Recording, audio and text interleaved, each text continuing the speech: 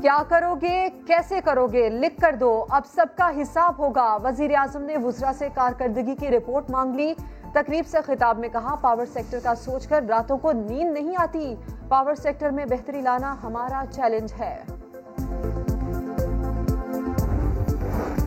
हम फैसले किसी के दबाव में नहीं, शफाफ और मेरिट पर करेंगे। कोई लॉबी किसी वजीर के जरिए दबाव डालने, ये काबिल कबूल नहीं।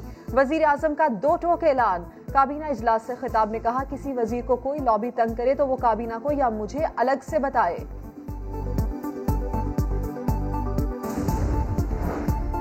पीडीएम को एक करने वाले मौलाना की जमात खुद तितर बितर हाफिज हुसैन और मौलाना शेरानी के बाद शुजाउल मुल्क मैदान में आ गए। कहा, पीडीएम के कॉल ऑफ फिल में तजाद है। ये लोग नैब से बचने के लिए मुत्तहिद हुए हैं। जमात में नून लीग के बयानिए पर इख्तलाफ है।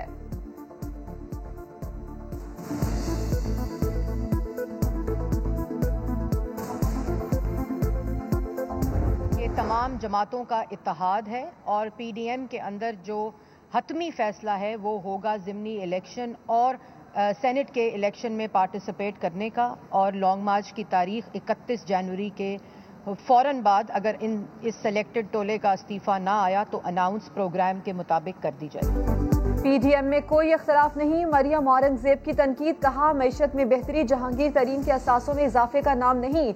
मोहसिन नवाज रांझा कहते हैं, हुकूमत ने अपने करप्ट गुजरा को एनआरओ दिया, ना एनआरओ चाहते हैं ना देंगे।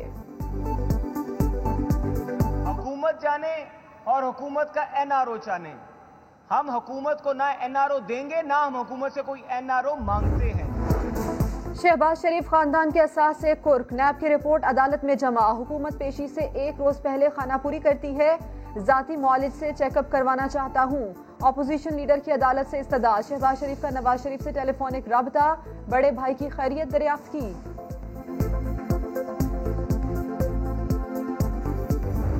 सियासत के अंदर जो है वो एक दूसरे को मार धाड़, कुश्ती का, रेसलिंग का, बॉक्सिंग का, जूडो कराटे का जो है ना एक दूसरे को जनाब चैलेंज देना, मैं इस चीज़ को कम से कम लाइक नहीं करता। और सियासत जो है वो सिर्फ आपकी अल्फाज तक जो है वो रहनी चाहिए। बात दलील से होनी चाहिए, कुश्ती के चैलेंज से नहीं। फयाजुल हसन चौहान का फिरदौस आशिक अवान को मशवरा। मुशीर इत्तलात पंजाब का जवाब। बोली, फयाज का दर्द समझती हूँ, वो मेरे भाई हैं, उन्हें 7 खून माफ हैं। मैं उसके जज्बात से आगाह हूँ और मैं उसकी परेशानी से भी वाकिफ हूँ, लिहाजा मुझे उसके हवाले से कुछ नहीं कहना।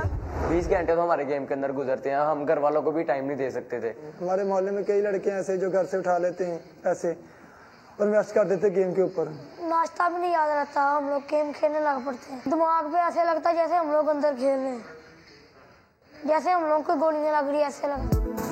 फैसलाबाद का गांव इस्लामपुरा पबजी स्टेशन बन गया। हर किसी के हाथ में मोबाइल। बच्चे मुसलसल पैसे देकर गेम अपग्रेड करवाते हैं। वालिदैन परेशान। ये गेम ऐसी है, ये नशा ऐसा है इसका कि हमें खुद समझ नहीं आती कि क्या मसला है। कितना हम सख्ती भी करते हैं, मारा पीटा भी है। अब बड़ी औलाद है, एक 18-19 साल का है लड़का, उसको मारे पीटेंगे वो घर से निकल जाएगा, ये भी डर रहता है।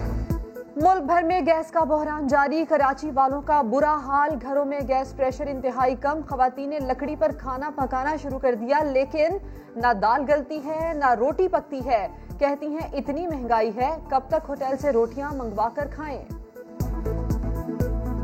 तब्दीली सरकार ने देखो ये दिन हमें नसीब करा है कि हम लोगों ने, एक तो महंगाई ने हमें मार दिया है और अब हमें ये इसके लिए दिन भी देखना था। 2-3 महीने हो गए और बिल इतना आ रहा है कि 2-2-2.5 हजार रुपए बिल आता है गैस ना होने की वजह।